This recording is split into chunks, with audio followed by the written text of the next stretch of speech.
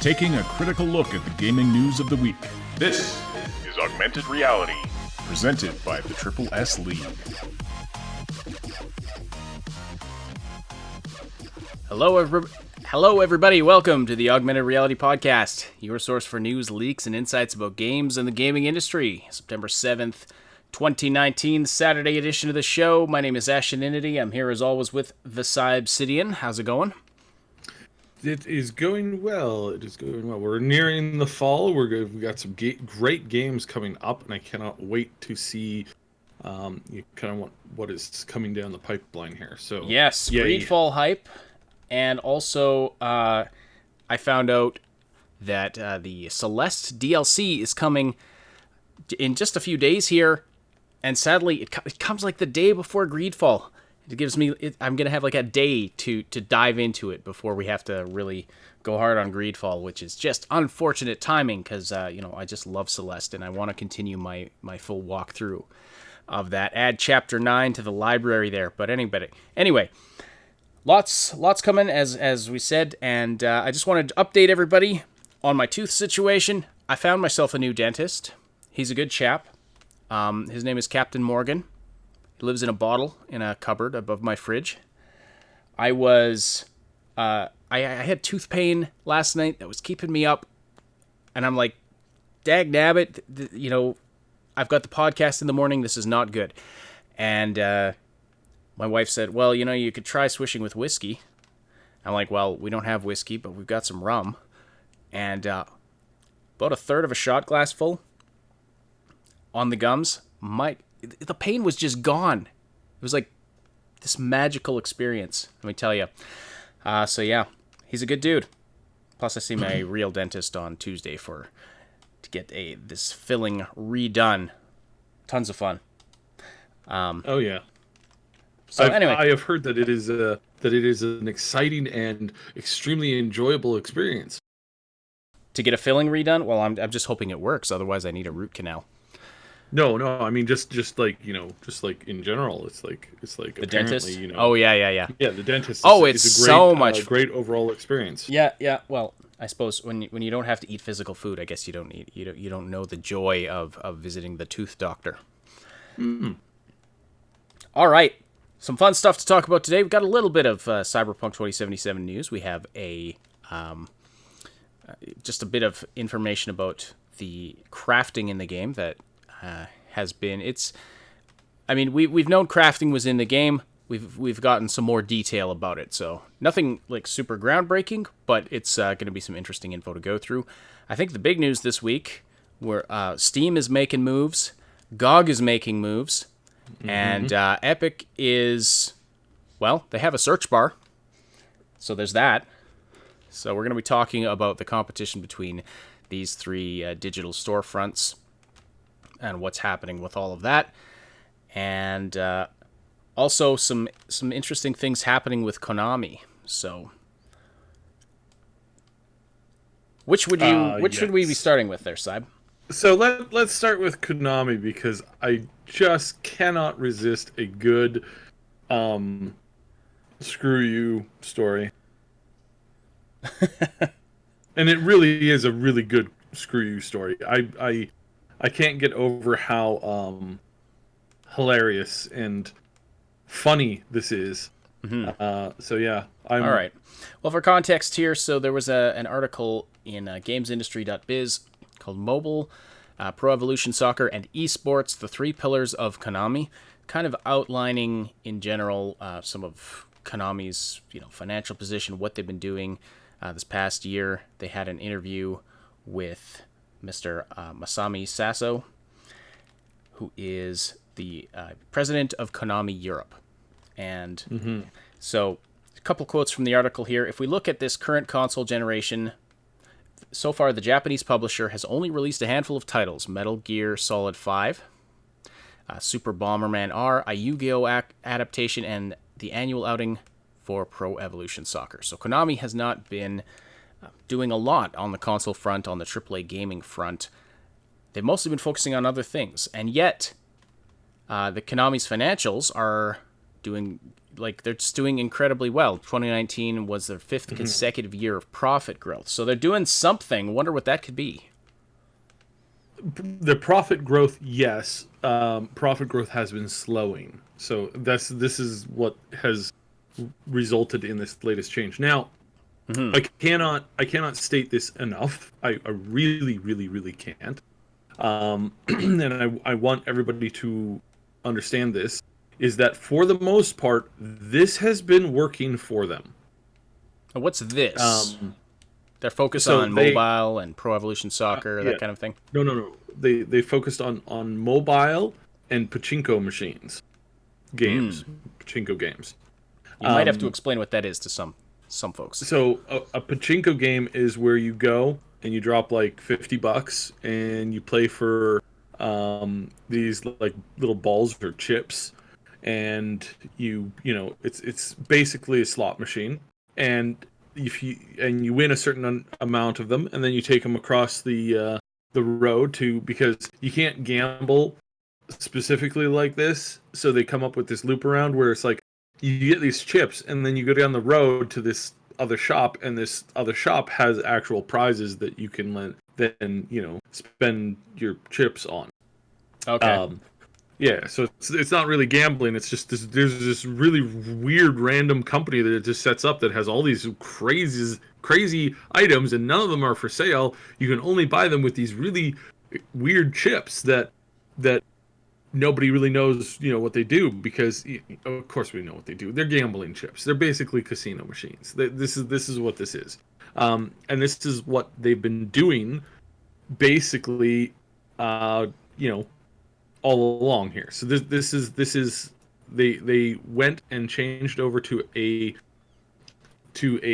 type of game that they make crazy amounts of money off of. Mobile stuff. It's all like $300 for this package and whatever.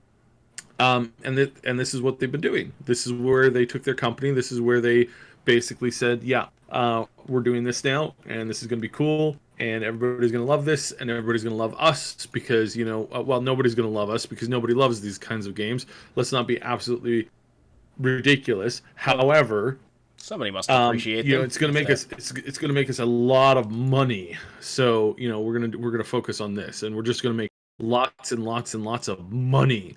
So, yeah, it's a little disgusting. But something has happened on the Japanese legal front, which is an interesting factor in this story. Yeah, so basically, Japan came out and they don't mind gambling in like when it's a little bit more structured for like entertainment and like traveling entertainment. So it's like Vegas is great, but they don't want their society addicted to gambling.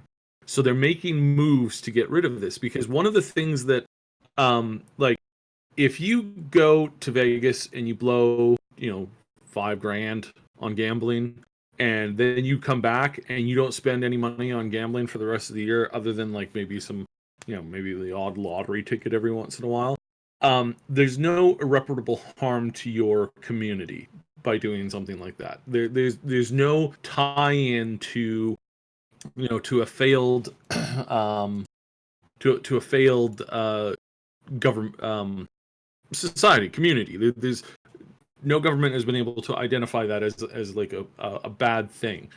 People go, they have their fun, they're done, right? And that's what it is. However, if every person in your community is gambling constantly, this is a provable and detrimental has a massive detrimental effect on your society. Huge. It's a massive problem. So the way around this and the way to combat this is basically to say, okay, you can set up places like Vegas in which people can come in, experiment, play around for a little while, and then they leave. That's it. But we're not ever going to encourage people to like just get like these little pachinko parlors where they're gambling. People will walk in and they'll blow like their entire paycheck that week on gambling for one night, and then they basically are reduced to beggars for the rest of the week. I've seen this, and this is not good. I've seen this ravage communities, and it is just terrible. Is very, very, very, very, very, very terrible. So yeah. So yeah, that's basically what's been going on, and the Japanese government, along with several other governments, and this really comes down to why they're targeting a lot of these like gambling things in the games and microtransactions. More countries are coming down on this. Again, what they want to set up is they want to set up a zone where you gamble, like a Vegas. Every country wants to have a Vegas where you have, lots of tourism. People come in from all over the world. They spend a lot of money, and then they leave. And they don't bring problems like living on the street and selling their house to pay off their gambling debts, that kind of stuff. Or if they do, they don't want them to be their citizens because they understand how damaging this is over the long haul. And so they've decided, nope, we are not doing this. We're not engaging in this. This is now done. We're dunsies with this. So so that's basically the gist. Now this hurts companies that like Konami took their entire budget, their entire library of video games, and said, "Yeah, we're not doing AAA games anymore. We're not doing any of the AAAs. We are only doing pachinko machines and other games that are mobile that are highly monetizable." And the only thing that most of the games have done well in that perspective, but if those games were to be like banned, or the microtransactions were to be curtailed, or if people if some governments were to set a cap on that kind of stuff, this would basically bankrupt most of these companies that deal with this almost overnight. If tomorrow pretty much every country said, okay, we're banning mobile games in which you can blow like anything over like $100 a month, and if you're doing that, the game is either banned or there's an actual cap, and people can only spend $100 a month tops. If that were to happen, about 80% of the app games on the App Store would disappear almost immediately. Most of them would close to bankruptcy within probably a month. And then most of these companies would, because these companies are not, you're like, but they're making tons and tons of money. They're making tons and tons of money, but they're not making that money in a healthy way. They're not making that money in a way that spurts or keeps growth growing. No, what they're doing basically is what they're essentially doing is they're essentially handing over most of the money that they're making to the investors that got them running in the first place. So Telltale Games, which we were going to talk about maybe a little bit later on today, they had this system where they went to investors, said, give us a bunch of money, we're going to make a great game, we're going to buy this IP, we're going to make a great Avengers game, and you're going to make tons and tons of money. So they do that. The investors invest the money. They take that money, they make the game, and then they put it out, and all of the money that they've made went back to paying off the investors initially. So basically, they're finished that game, and they have zero money. And so they go to a next set of investors and say, hey, give us more money, we're going to do this. And they did this, and they did this, and they did this up until one of their games didn't make enough money to pay back their investors, and then 3 months later they declared bankruptcy and closed their studio. That's how a lot of companies are functioning today. It's quick cash turnaround. It's like, give me money not for a 10-year plan, but give me money for a 2-year plan. That's the kind of thing that's going on, and that's what really funds a lot of these mobile games and a lot of these mobile and especially mobile and pachinko games, where they're getting an enormous amount of money. They're borrowing tons and tons of stuff. They're building their company basically on the back of debt. And then when the credit callers come calling, they're basically screwed. That's more that's basically how can I put it. Yeah, that's basically how I can. This is basically kind of the quickest way I can sum up what this is. Basically, Konami is shaking in their boots because if there is some significant laws or controls put in place, they're basically out on their butt, and they're basically going to be walking, they're basically going to be dead men walking. So they've decided that they don't want this. No duh. So they've decided that they're going to try and move or alter this as much as possible to avoid this particular outcome. So yeah, so that's basically the general gist of what's going on. So are we going to see Konami coming back to producing more traditional AAA games, Yes. console games, that kind of a thing? Yeah, because they need something else that they can like rely on. The problem is that they didn't just fire Kojima. They didn't just let him go. They let a lot of their skilled people go when it came to I keep saying third A games, triple A games. When it comes to triple A games, they really let the majority of their good staff go. So they're right now sitting, and we saw this with Metal Gear Survive.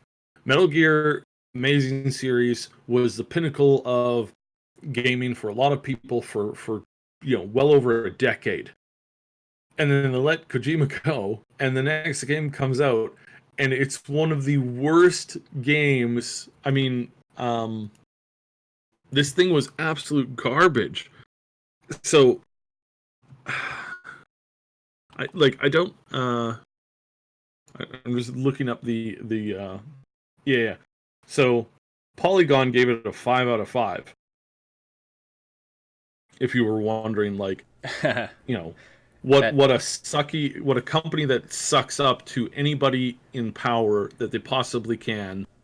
The user review on this sits at about a 1.4, so about 10% overall. Whereas, the general score from critics again is it's like this game came out and there was a whole bunch of critics that gave it like a 70 or an 80%, and it's like the users come out and give it like a 10%. It's like, again, this like, oh, you have to play this game, it's so good, guys.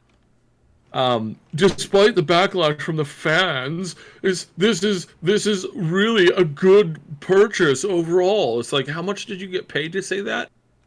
How much? Seriously, I want to know. I want to know how much you're giving this person. This is absolutely ridiculous. So yeah, critic reviews, lots of them like 45, or lots of them, the majority of them positive. User reviews, vast majority of it negative. Mm-hmm. So again, the professional people who really know what's going on. It's like, okay, you're yeah. The mainstream critics are the official critic scores are a joke. At most, they're, for me, I've been ignoring them for years, and I used to argue with my one friend about this, my one really good friend, about movie critic scores, because this has been going on forever. I've noticed for years, the critic score of a movie has absolutely no correlation to whether or not I enjoy that movie. As an average moviegoer, it just has always had no correlation. In fact, it often seemed to have an inverse correlation. I used to joke that, I first, before I go see a movie, I check the score on Rotten Tomatoes, and if it's rated bad, I go see it. And my friend used to say, oh, well, the critics, they have expertise in this and this and this.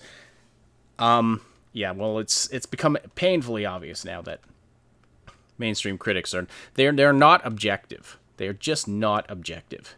And you'll sometimes, if you catch them at the right moment, they'll actually admit that they have to go soft on even if they don't like a movie, they have to go soft in how they word things, because they want to they need, as a part of their making their living, they need to maintain that access. And if you completely tear a studio to shreds, well, maybe you're not making it to a pre-release screening of their next movie, and then there goes your livelihood, which is a disgusting way for the whole system to work. But I mean, it's the same thing in gaming, exactly. But anyway, so Konami, it's looking like they're going to need to make some changes, refocus, and we'll see what happens.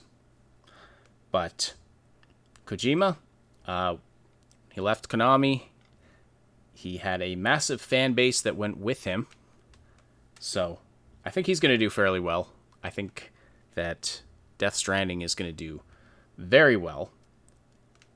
I mean, despite the fact that the gameplay is confusing and looks a little boring, I think there are a ton of people that are going to check it out. And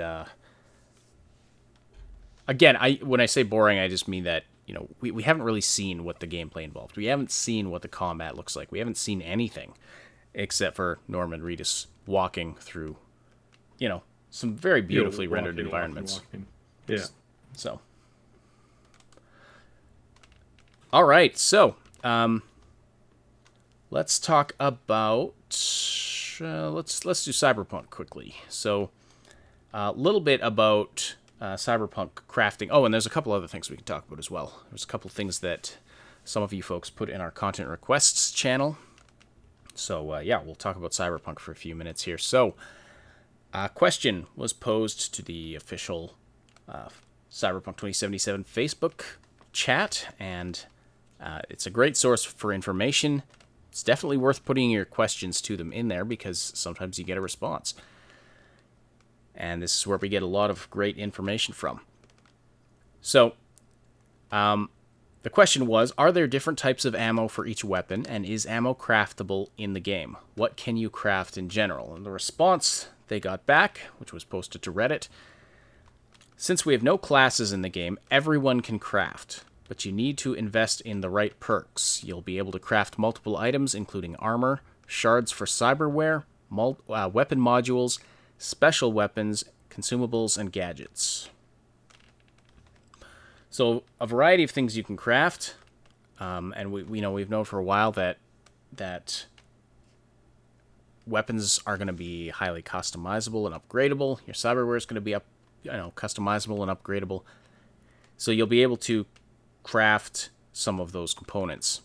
You'll be able to craft the upgrades for cyberware. You'll be able to craft armor, things like that. And I imagine that the clothing system, we've talked about a little bit about how you're able to, they're trying to put a system in place where you can alter the visual look of the clothing and keep the actual stats of it, so that if you want to upgrade to, say, something that has a more protective quality, but you don't want to lose the awesome look of the this jacket you have or whatever. There's a way to go about it so that you can customize the visual look without compromising the stats of the item. So, any thoughts about this, Cyb? Sorry. No. I forgot I muted my mic while I was coughing. Okay. So no, this is something that we had noticed for a while, was kind of in the works, and this is obviously something that you really want to add to a game to give you as much customization as you can. Again, I'm confused as to the dual purpose of this. It was like, hey, we're going to go out of our way to make sure that you can customize your character to look however you want them to. But of course, you're never going to see your character. So, well, maybe we should talk about that a little bit, because the first person, I mean, I get the impression that the game was not originally planned to be exclusively first person. Correct me if I'm wrong. No, it wasn't. The plans were to at least have a third person mode, where you could switch back and forth. And it was along, during the development course that they decided, no, we're going to go full first person for immersion purposes. But they had also already committed to this high level of customization, and which is essential in a cyberpunk world. You want to be able to, just vastly customize your character. It's important. It's central to the entire genre. So yes, these two things do they do conflict in some ways. There's no question about that. That's we've talked that to death before. But that was a decision that was made partway through. Mm-hmm. So why they made that decision, whether or not it was a good decision, I mean, the general consensus seems to be that it wasn't a good decision. But anyway, it is what it is. We've talked it to death, so we won't go completely, we won't go very deep into that. Andre Velasquez, thank you so much for the super chat. No comment with that one, but you can check out one of his music videos on our channel. He does game notes. I believe we have another one coming up. We will have another one coming out. But yeah, his Rage 2 rap review you can check out on our channel. All right. So anyway, so customization, very, very important. And so hopefully there will be a lot of opportunities to see your character. Maybe, who knows? Maybe there will be tons and tons of reflective surfaces that you can see yourself in all the time. But on that note, let's talk about ray tracing, whether or not it's worth it. This is kind of tangential, but it applies to Cyberpunk 2077 in the sense that the game is being designed to work with NVIDIA ray tracing. And there's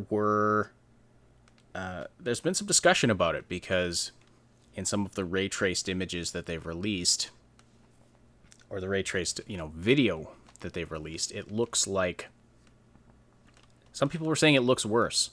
Yeah, the lighting looks better, but the visual fidelity overall looks worse, because apparently it uses a system where it's it like renders at a smaller resolution and then upscales. Yeah. So I don't know why that is, if it's just just because of the sheer processing power that is required to render ray traced images. That might be the case. I'm not an expert on any of this hardware stuff, so take what I say with a grain of salt. But is ray tracing really going to be worth it for games of this generation? And a lot of people I talk to say no. Mm-hmm. It depends. It depends the type. It really, really does. It depends the engine. It depends on a lot of factors. I can say Minecraft with ray tracing is friggin' amazing. It does look. It does look incredible. Yeah, and so this is something that is very interesting to kind of keep one's eye on, and see if this is something that does have the potential for growth later on and down the road, and is this something that we will see? I don't know yet. So this will be very, very kind of interesting. So so yeah, I'm really excited to kind of see where we go from here, and what avenue and what direction. So it's very, very interesting overall. I'm very fascinated in watching specifically where and how and what this ends up developing, and if we can kind of what's going on there. So I'm really excited to see. But you're right, and a lot of people are right in the sense that, look, we're really not. A lot of these engines, a lot of these a lot of these things are not designed for this, and so you are kind of shoehorning it in, and ultimately it's not great for things that. It may not be the best for things that are not made for it. However, going forward, we will see more and more stuff that starts incorporating this from the get-go, and that's going to make a significant difference. So again, with any kind of technology, with any kind of like repeating content, it's like we're looking, weeks, months, if not years down the road, and and that's where obviously we're going to encounter some interesting content, and games and stuff like that down the road. Some engines, they're going to be really, really good with this. They're going to work really, really well with this. Other engines probably going to have to be scrapped or have massive overhauls. And I cannot wait to hear that Frostbite is one of those. It's like, yeah, that would be hilarious. They spent all this money on it, and then it doesn't work at all. It's like, yes, please. Well, thank you. There's already a lot of examples we can point to of it just not working well, and leading to incredibly bloated development times and things like that. Yeah, but I mean, if it's just that they're taking something that they know that the community wants, and they just can't find the time or whatever. It's like this is beautiful. This would absolutely be hilarious and beautiful in every way, shape, and form. And I think this would, it would be hilarious. But that's just wishful thinking on my part. All right, but yes, I think it will get to the point where ray tracing is just standard. Probably years down the road. May not. Yeah, but we may not see that for 2 years.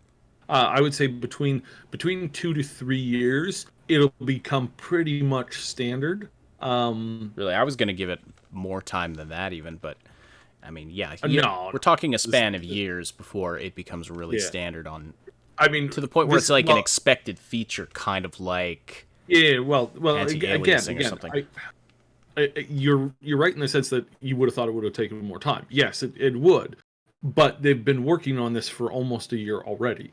So this is not new news. Like they had figured out this whole ray tracing thing for a while, and more than one studio and more than one company had the first generation of this, which we never saw, and they had been working on this for a while. You got to remember that this is a common movie movie engine technology. This has been around for a while actually, and yeah. But it's been around for a while, and they are coming up with, and they've been coming up with ways to try to implement this for a while. So it's not like that, and I mean, even a lot about this technology, and you don't work at a studio full time trying to create this content. Well, so, I know, from my 3D modeling days. But back then you turned on ray tracing, and your render times went just through the roof. From seconds to hours in some cases, depending on your settings. But yeah, so. Like it's a very cool. It is a very very cool technology, and it should become standard. I think to have more realistic lighting is just better. But if it's sacrificing overall visual fidelity, like I was debating, should I get one of the RTX cards for creating videos for Cyberpunk 2077? And I'm just not sure, because I mean, if it's we're gonna have to make that decision a little bit closer to the time, and that's what I would encourage everybody is don't run out and buy the very first version of this. It's like leave that to somebody who has the money to do that, that has the money to burn. It's like the people that bought the first 60-inch flat screen TVs. It's like the very first ones, they were like $25,000, $30,000. It's like if that is not a small purchase to you, don't even think about it. Wait literally a year when suddenly they're everywhere for like $4,000. Wait another year where they're literally giving them away if you sign up with such and such a company for a year. Yeah. It's like wait until that time, and that's not very long. And this is what we're saying is like the early tech stuff, yes, there's going to be a couple of programs that have this and a couple of games that feature this, and it's not going to be that great. It's going to be good for some people, and some people are going to blow the money to do it. However, in most cases, again, just wait wait a year or something like that. Wait till Cyberpunk is nearly out. Boxing Day sale might actually be a really, really good buy this time. And then prepare for what you're going to have come out in April, or wait until a later sale. So because we're gonna have more tech and hardware announcements this time, like April, March and April. Anyways, we're gonna have a whole bunch of stuff come out then. So I wouldn't jump. I wouldn't make the massive jump without knowing what's coming around the corner. And summer's really busy anyway, so maybe you just don't worry about it from April to October. Mhm. You just kind of focus on some other stuff, and then you swing back around to it, and then Bob's your uncle. You've got something that costed you one quarter of what it would have costed you earlier. And again, if you're if that's an issue, or if that's a concern, that's the way to go about it. And if it's not a concern, then go nuts, because people that do buy the flat screen television for 30 grand, those are the people that help fund it to the rest of the people, basically. So they buy the thing, they show that there's an interest, market interest for it, and then that they take that investment and they make it better, they make it cheaper, and then boom, suddenly everybody's giving them away, basically. Completely agree. Yeah, don't rush out and buy it right now. Yeah, wait until the prices come down. All right. Tara K makes an interesting point here, though, that in terms of baby steps, like sometimes these first awkward steps of a technology are necessary. For example, early 3D models. Oh, my chat thing just jumped and I completely lost the content. So this isn't going to be word for word, but basically the earliest 3D models in 3D games looked like crap, and they looked worse than the sprite-based graphics that you'd see in a lot of games. But that was necessary in order to get the awesome 3D graphic fidelity that we have now. Mm-hmm. So 100p, yo. That's 100p. All right, you are listening to the Augmented Reality Podcast. We love seeing everybody so active in the chat. If you want to keep the conversation going after the live broadcast, we welcome you to join our Discord community. You can find the link in the description below. It's a place where you can chat with us and other Triple S community members about all the things we love to talk about and stay up to date about everything we're doing here at the Triple S League. Click the link below to join, and be sure to say hi to us in the welcome channel. So, just another final thing related to Cyberpunk, more of a whimsical topic, but somebody asked us to talk about whether we might see Gaunter O'Dim in Cyberpunk 2077. Are you familiar with Gaunter O'Dim, villain from The Witcher, Witcher 3? I believe one of the expansions. No, they're really making this quite clear. Aside from general references, they're not combining the worlds, and that is fair. Do you want to, because of the issues that they're having with the author of one. And the author of one, I heard a rumor, and this is 100% a rumor. I heard a rumor that the writer behind the Witcher series, is not a fan of Mike Pondsmith at all. So, I mean, it depends on the rights. It depends on how they're structured, and it depends how much of a joker and a a clown. You know when you combine a donkey and a horse together, they make a jack. Yeah, one of those. Depends on how much one of those people at CD Projekt are, and I say this with all due respect. It's like, if you really wanted to screw with somebody and just turn their day upside down, this is what you would do.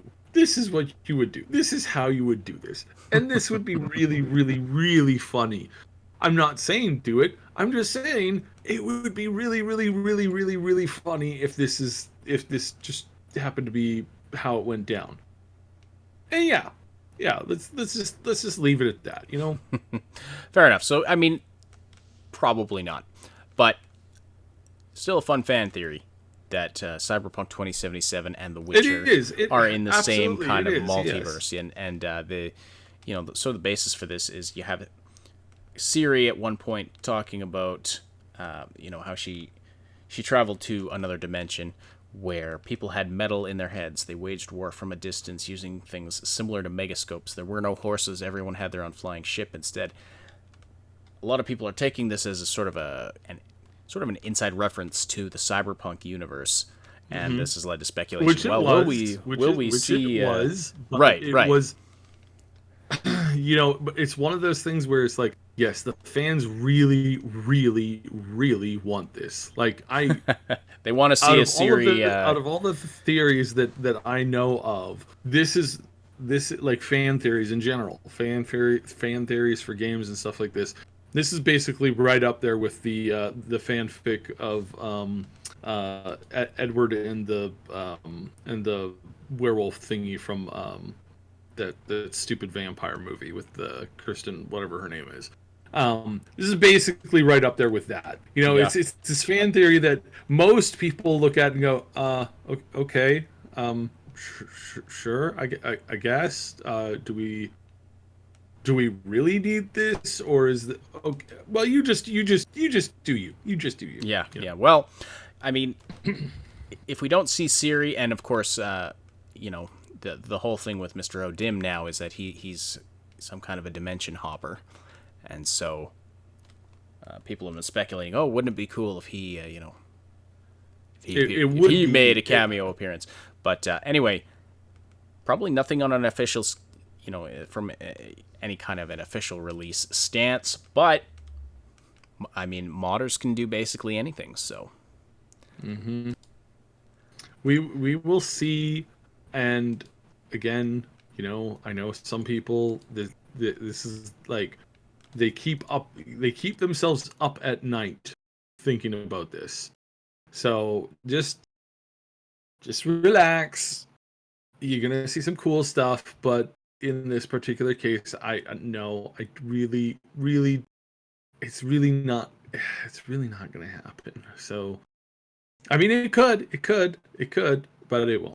I mean, it could, but it probably won't. I mean, it really could, but, you know, it probably just, no. So, yeah. I don't want to rain on words just made perfect sense. Yeah.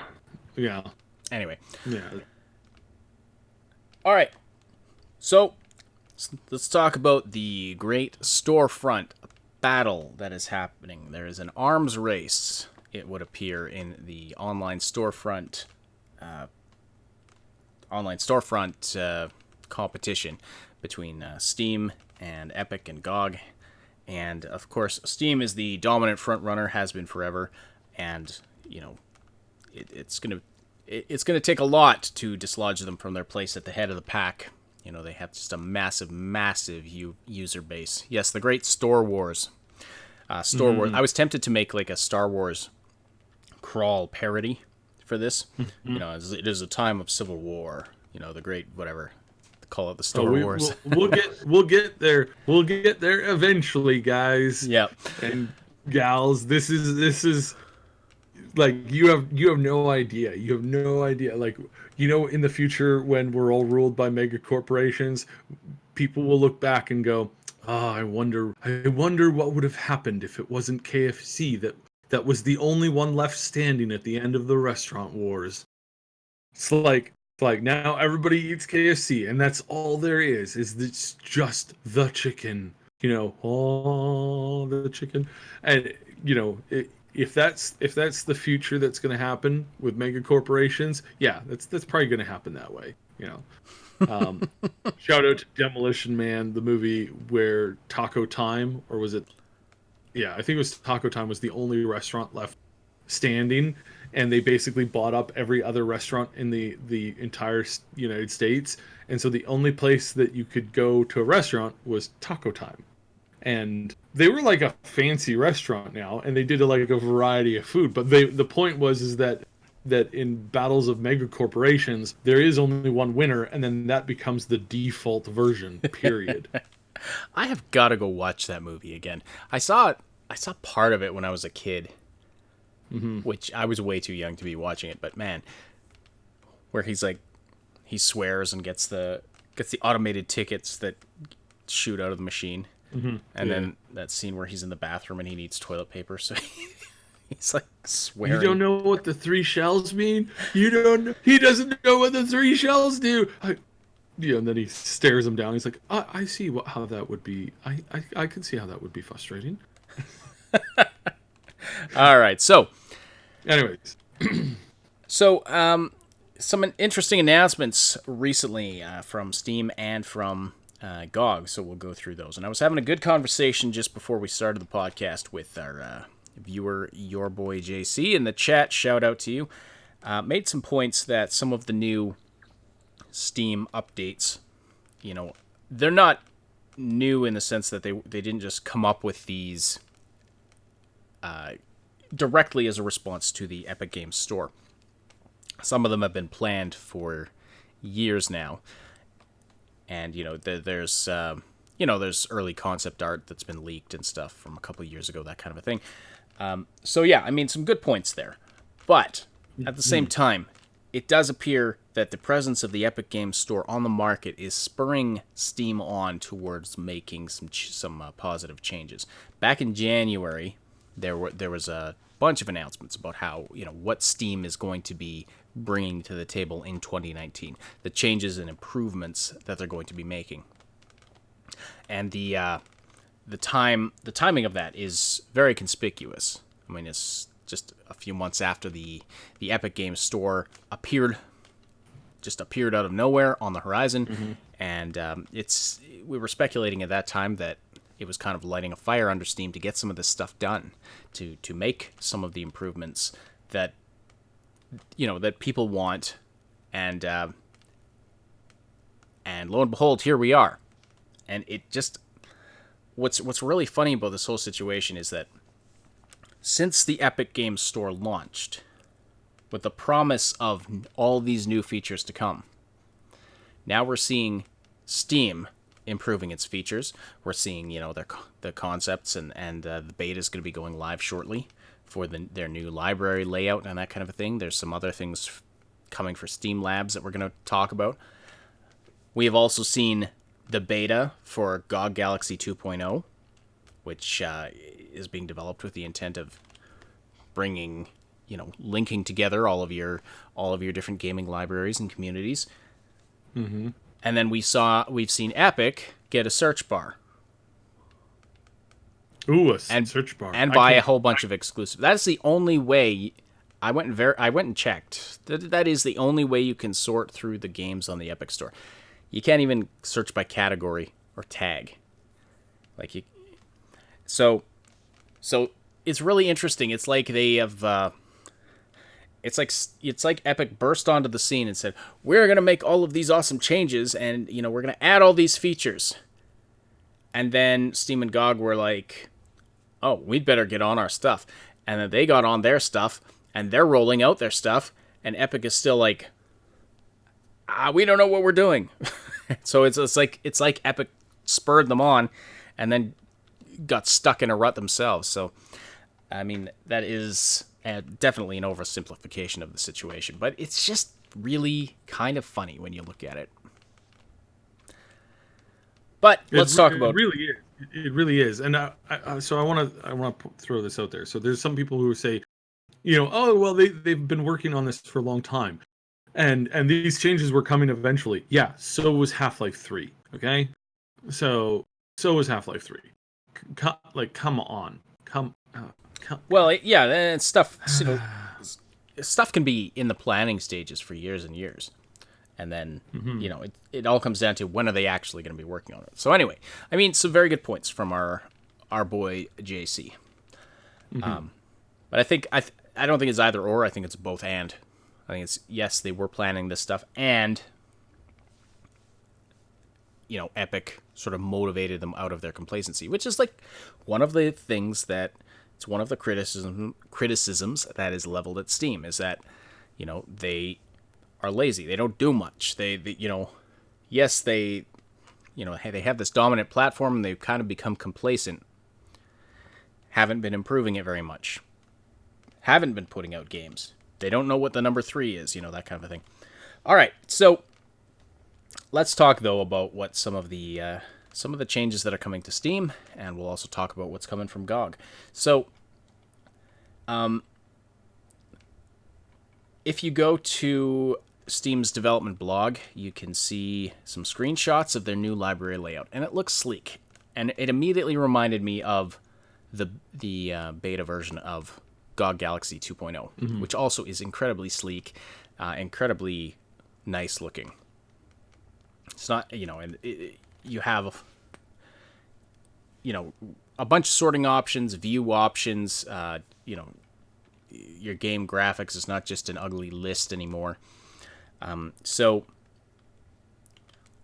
according to their blog, their development blog page, a gorgeous new landing page for your library is going to be coming soon. The beta, by the way, is an opt-in beta, and anybody can try it out, and it's coming September 17th. So 10 days from now, if you want to, you can try out the new look. So, just to be clear, I can still hide my library, right? Right? Well, I don't know. Okay, good. Well, wait, no, that's not good. I need to know whether or not I can hide my library, because it's not because I've been playing like Hello Kitty Island Adventure for 4,000 hours. It's not because of that. Well, you might not like this new update because they also say they're making it easier for you to stay on top of... No, this isn't the one I was thinking of. Oh, here it is. Making it easy to see what your friends have been up to and which games they are currently playing.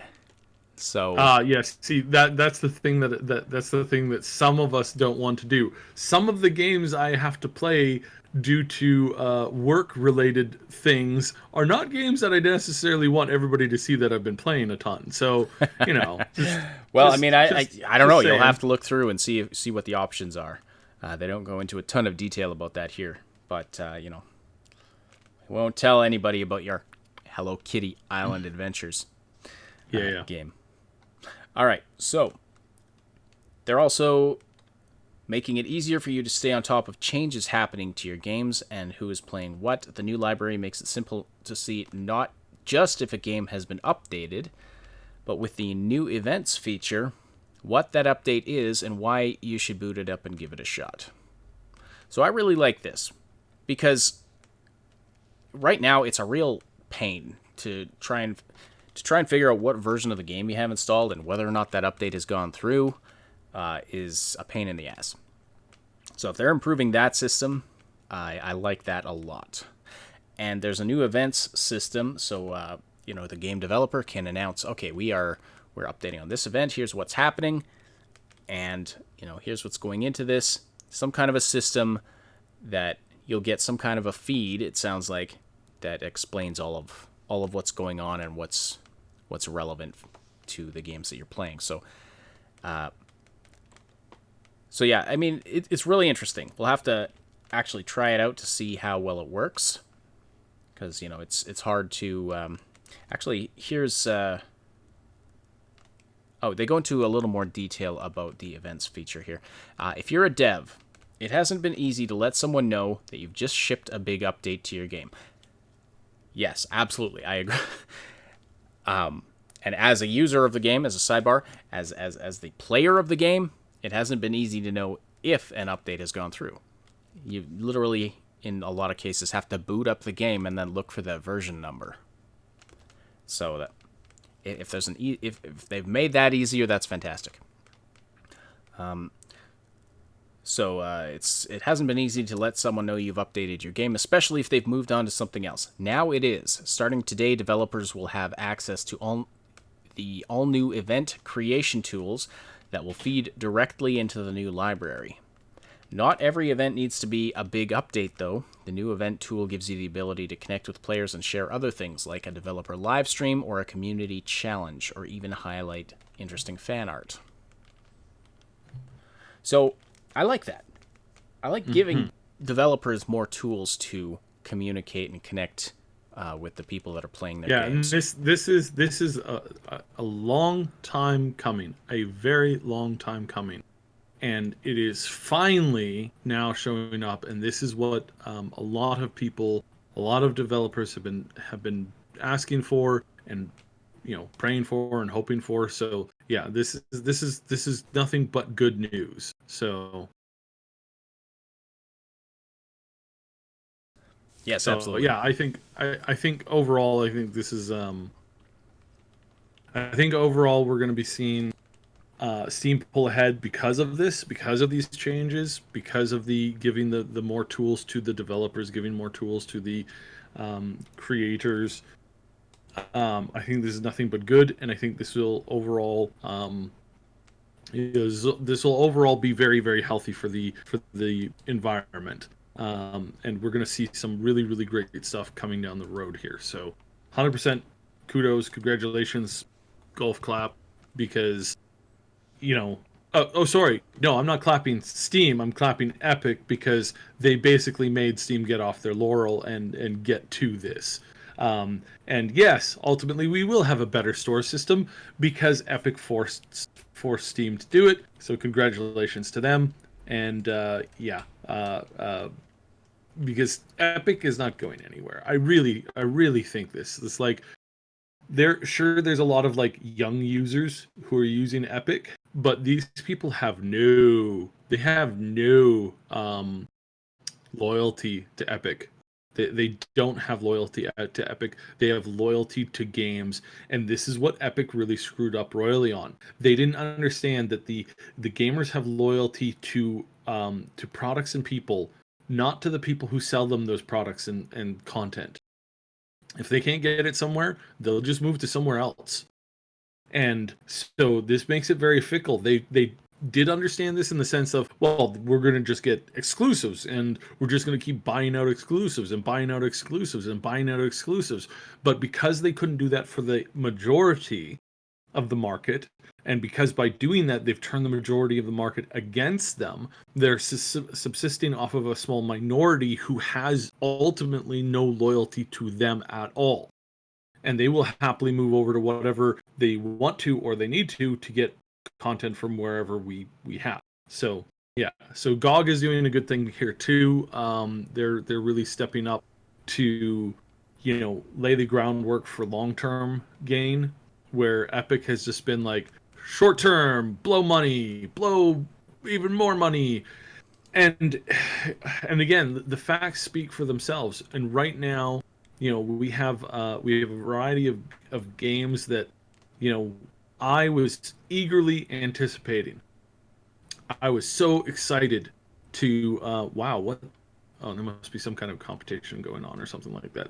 Counter-Strike Go right now is sitting at like 340,000 people watching it, and I have no idea why. Fortnite is down to number 5 on the chart.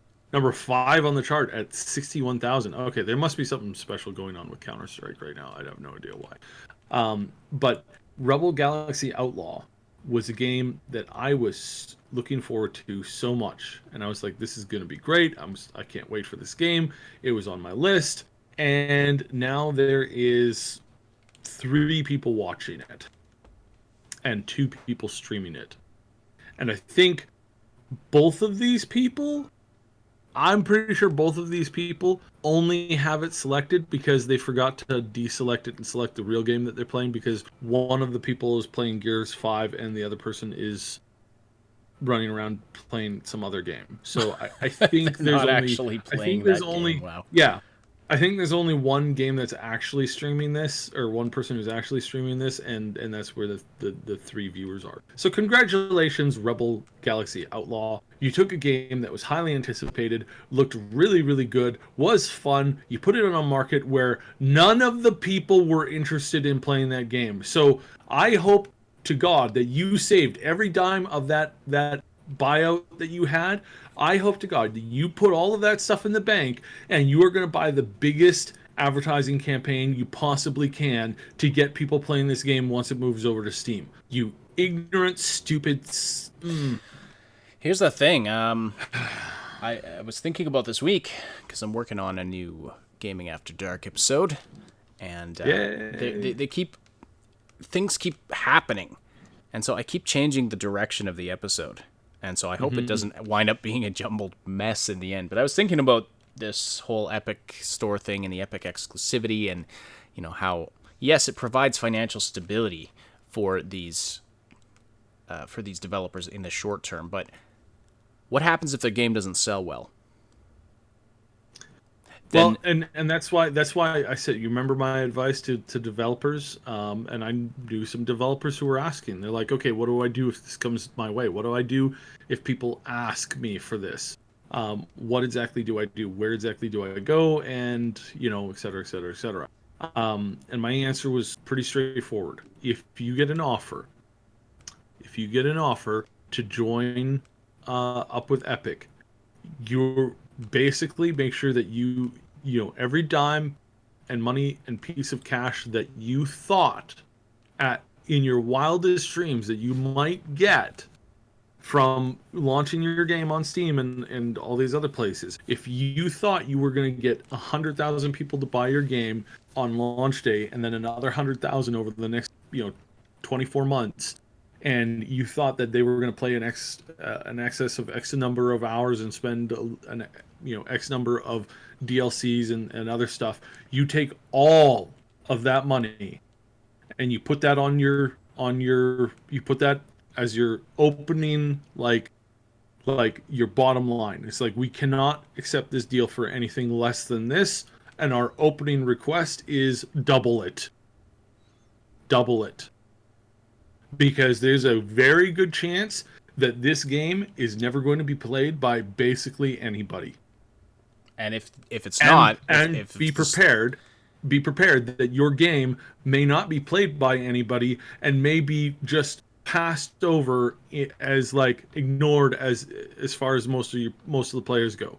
There's a real good chance that Rebel Galaxy Outlaw, this amazing game that brought back this original concept of Wing Commander, of the Wing Commander series, of the Privateer games back in the day, that this amazing game is now permanently not going to live as far as a new genre, because it missed its chance. Because a year from now, we're going to have new consoles and all this other stuff, and there's going to be ray tracing on everything. And if you can't add that stuff, if you can't add that to the game is done. It's just done. It's just gone. Any chance you had at reviving this as a genre is just gone. Somebody else is going to have to do it in another 10, 15 years. So congratulations, you epic level idiots.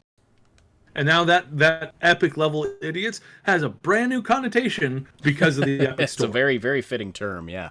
It is a very fitting, extremely fitting now. Here's the other thing to consider. Epic level idiots. Here's the other thing to consider, though. If you take the Epic exclusivity deal, your game does not sell well on the Epic Store, you're not getting a second deal. Your second game, no. Your next game is not going to get that deal. Plus, you've sacrificed a whole bunch of goodwill. Mm-hmm. So, are you really any further ahead?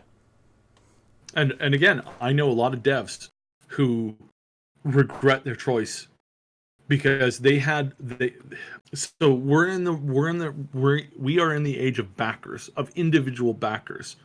If you have a following of 100 million people, and you go online and you say, hey, we're launching this product, we need a whole bunch of people to help fund this, and please come by, please come by, give us some money to help us raise this, and you have 4 people show up, you're dead in the water.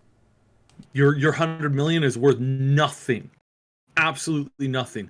If you have a following of 10,000 people and you say, hey, we really need to make this product, we're gonna be doing this new thing, it's gonna be really cool, trust us, believe us, come by, swing by, give us $50, give us $100, give us $300, whatever.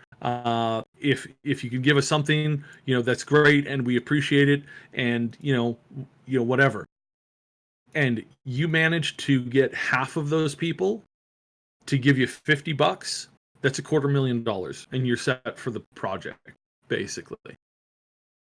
If you can get most of those people to give you $50 or a little bit more, that's $500,000. That's from 10,000 people. That's nothing. Yep. As far as like some people think. And some people in the marketing industry, in the analytics industry, think that you need big numbers, just big numbers all the time. And if you can't get those big numbers, then there's no point in investing. It's like, you're an idiot. You're an idiot if you think that.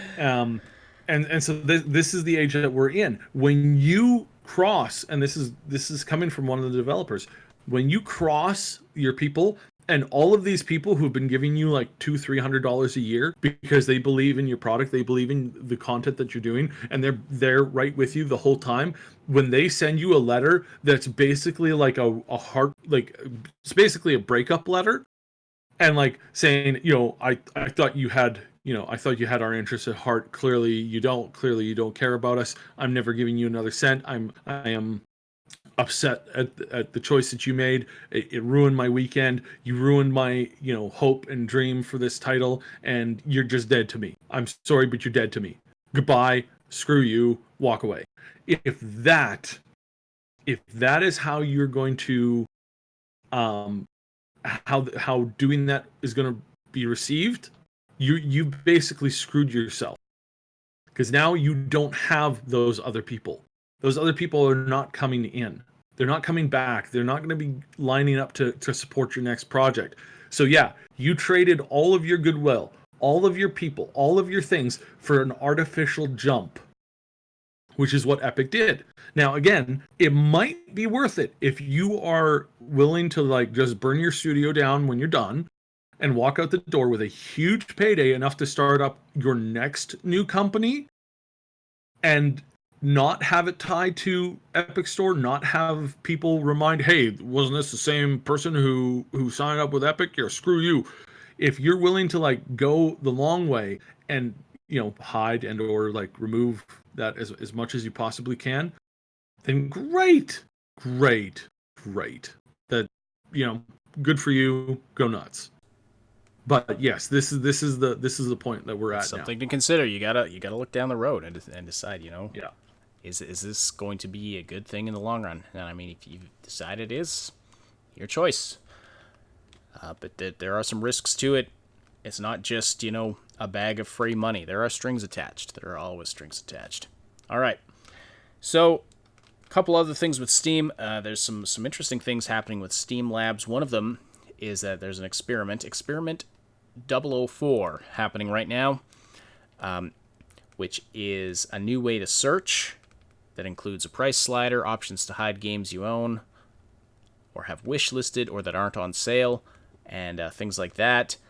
It has infinite scrolling, so some interesting things that they're experimenting with there.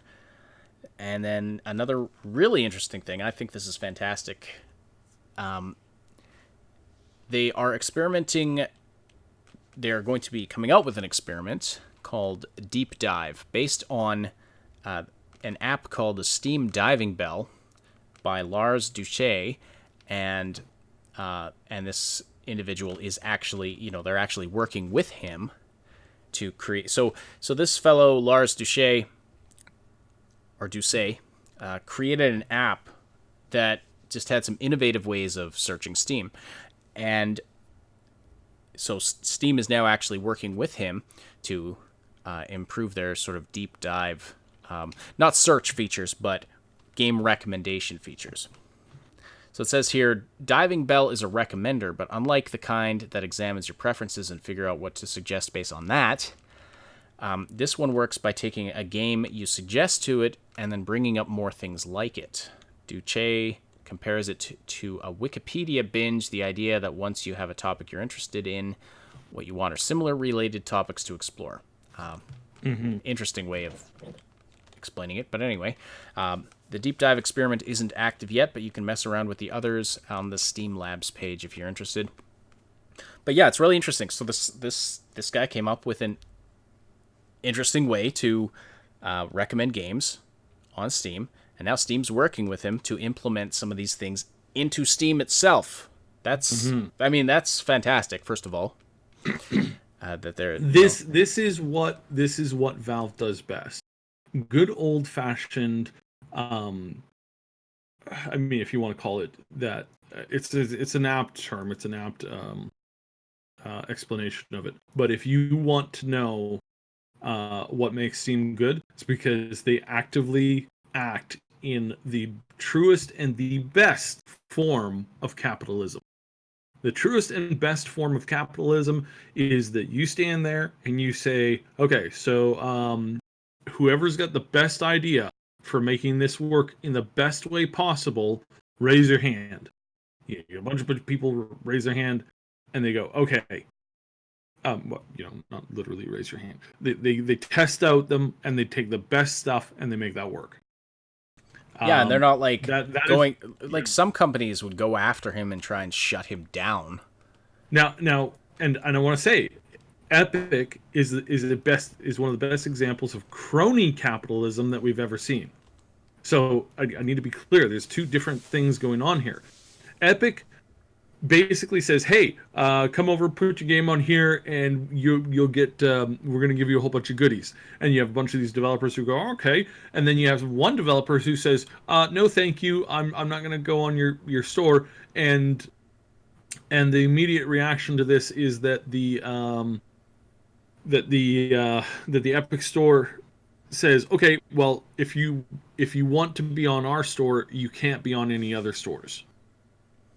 And so if you're not willing to take exclusivity, then no, we refuse. And then he goes on Twitter and says, "Oh, congratulations, your game is looking really good." It's like, okay, if it's looking really good and you wanted to support me, then why not accept my game on your Epic Store and allow me to be on Steam? So why aren't you doing this? No answer. Yeah, exactly. Crony, that's crony capitalism right there. No. Yeah. I want to control your product, period. I want to make the decisions, and I want absolute control over your whatever you're doing. That's what's going on there, and it's incredibly hypocritical. It absolutely is. But yeah, so I really like the idea though of like saying I want to see more games that are like this one, because that happens all the time. Like I'll be like, I'll finish a game, I'll be like, that game was amazing. There's no sequels to it. Okay, I want to play something else that's similar. Well, how do I find that? So, right. Yeah, exactly. So I really like that idea, and so I hope this deep dive thing works and provides another, just a really robust feature to Steam. Maybe help them earn that 30% cut a little bit more. All right. So finally, just quickly, because we're running low on time here. We're going to talk about what's going on with GOG. So basically, GOG has announced that they've learned from Thronebreaker that exclusives don't work for them, and they have committed to a really, really bad idea for them to do. So they made a mistake there, but they've acknowledged that, and they are. They're saying, yeah, we're not doing exclusives. And that's why, CD Projekt's games are not going to be exclusively on GOG, even though they own GOG. They've made it very clear that they're putting the games out on all the different storefronts. And so, unlike Epic, which talks big about the multi-store future, but then tries to hoard exclusives for themselves and won't allow indie games to be on multiple platforms. And I say indie games because Epic does allow certain games to be on multiple platforms. They're carrying Cyberpunk 2077, which is also going to be on GOG, which is also going to be on Steam. So, that they don't only do exclusives. So, I was arguing with somebody online about this. But anyway, I won't get into that. But yeah, so With Thronebreaker, we started with an exclusive and decided to share it with a wider audience, says Global Communications Manager Marcin Tracic. Oh man, I looked up the pronunciation of this name, and now it's slipping my mind. But anyway, there are a lot of Marcins that work at CD Projekt. So this was in an interview with PC Games N that happened at Gamescom. It proved to us that exclusives maybe don't work for us because we don't want to limit the number of people who can access the game. Yet CD Projekt has made it clear that they'd prefer for you to buy Cyberpunk 2077 on GOG. It's the platform where they'll see the best profit margins. And as a result, 1/3 of PC pre-orders for the game have come through GOG. And so there was a lot of support for that. And Tracic says, we can see that if we have a good offer and we openly communicate benefits from the users, we might convince them to get the game on our platform and not on the other platforms. So what an interesting approach. Wanting to attract people to your storefront by being very pro-consumer and offering, a good product with good features. Yeah, again, shocking. What a concept. What a novel little concept this is. Mm-hmm. All right, so we were going to dive a little deeper into that, but I think that about covers it actually. And yeah, they've got a long road ahead of them. They absolutely 100% do. They have significant hurdles, obviously, but I think that it's close to that we are closer to the option or closer to the ability to get this working, to see GOG as a major competitor in the storefront, than some people would give them credit for. I absolutely 100% believe that. We'll see, obviously, where things go down the road, but I think this is a very good thing. So yeah. Mm-hmm. And finally, just to cap off today, found this article on Kotaku yesterday that just steamed me. No pun intended. So this article seems to be very subtly trying to blame Steam for the community anger about Epic Store exclusivity. The headline is, "It wasn't meant to be this lightning rod. Valve developer looks back at company's Epic Store exclusivity comments." Mm-hmm. And, so when Metro Exodus, which, if I'm not mistaken, was the first Epic exclusive, was announced that it was going to become Epic exclusive just 2 weeks before launch, and I'm quoting directly from the article here, Valve added fuel to the fire by appending a note to the game's Steam page that called the move unfair to Steam customers. A Valve developer has told Kotaku that it wasn't expecting the vitriolic reaction that followed. I'm going to skip some of this for the sake of time.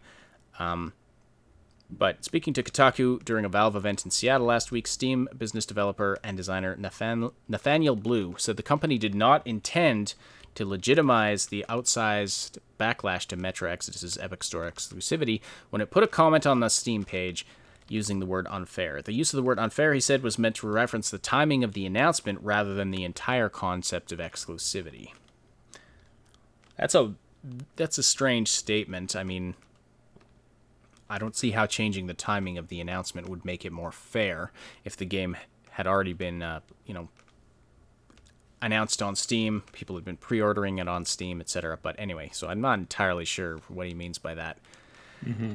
But anyway, he continues, I don't think that was our intent to upset people, Blue said. It wasn't the intent of the message. It was more about the timing. Okay, so that's kind of the statement that he made. What came out of that was not what we expected. It wasn't meant to be this lightning rod. And then, the article itself, this is no longer the quote. So after he says it wasn't meant to be this lightning rod, end of quote, now this is the article speaking. Unfortunately, it nonetheless functioned as one. At the time, Valve said it felt the decision to remove the game is unfair to Steam customers, especially after a long pre-sale period. This helped kick off a series of Steam review bombs and harassing messages to individual members of Exodus's development team, including including the book author, and the tactics people used on Exodus have since been repeatedly deployed against other developers. So are you saying that this is Steam's fault? Like, because they commented, this is blatant editorializing, for one thing. And yeah, well, I mean, they're tempted to throw it back at Epic and say, "Well, this is all your guys' fault." But I mean, this is goes par for the course as far as absolutely, yeah. As far as general gaming / media things go. These people are really disgusting. But I mean, there's not much else that we can do with this, so you know. Yeah. So anyway, I just wanted to highlight more blatant spin and slant and editorializing from Kotaku, because this article just irked me. Steam made a very reasonable comment, saying it's not fair to consumers to snatch this out from under them when a lot of them have been, have pre-ordered this game. You're going to take a statement like that and say that all of the vitriol and, there's a lot of stuff that's happened in response to Epic exclusivity that's completely not acceptable. Mm-hmm. Like, but if you want to look at this and say, oh, because Steam said this, now developers are getting death threats. That's we all better just shut up and not ever say anything ever then. Because, if you want to say, oh, we cast the slightest bit of negativity towards something or give a reasonable criticism, and then suddenly you are responsible for all of the negativity that happens, including that, that which goes way past the line into being inappropriate and threatening, that kind of a thing. That not only does that not logically follow, but that we're just basically going to completely destroy society. And we'll leave it there. So anyway, thank you, everybody, for listening to the Augmented Reality podcast. We really appreciate everybody being active in the live chat and for the great conversation. We thank you for supporting this show by listening live or after the fact. Don't forget to slam that like button before you leave. We really appreciate that. Hit the subscribe button and the notification bell. Those seem to really factor into how YouTube prioritizes content. So we really appreciate that. Special thanks to our Patreon supporters and channel members, our big damn heroes on Patreon, Old Man Manson, and our 2 anonymous supporters. Our channel members, Captain Dammit, Jason Cropper, Mr. Padzernick, Jer Schultz, Game Notes, Paul Young, and Night City Punk. By the way, check out the affiliate link we have in the description for toynk.com. They've got lots of great stuff there. And don't forget to like, comment, and sub. I already said that. If you're listening after the fact on SoundCloud, iTunes, Spotify, or any of the other platforms that this podcast goes out to, we appreciate your interactions there as well. And don't forget you can join the live show on YouTube on Wednesday nights and Saturday mornings, where you can interact with us and other listeners and be a part of the discussion.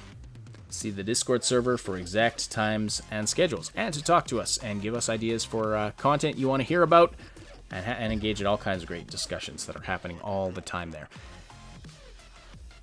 This podcast is a presentation of the Triple S League. Check out our YouTube channel for game guides, reviews, comedy, news updates, and tons more quality gaming content. My name is Asheninity on behalf of Subsidian. Thank you so much for listening. We'll talk to you again very soon.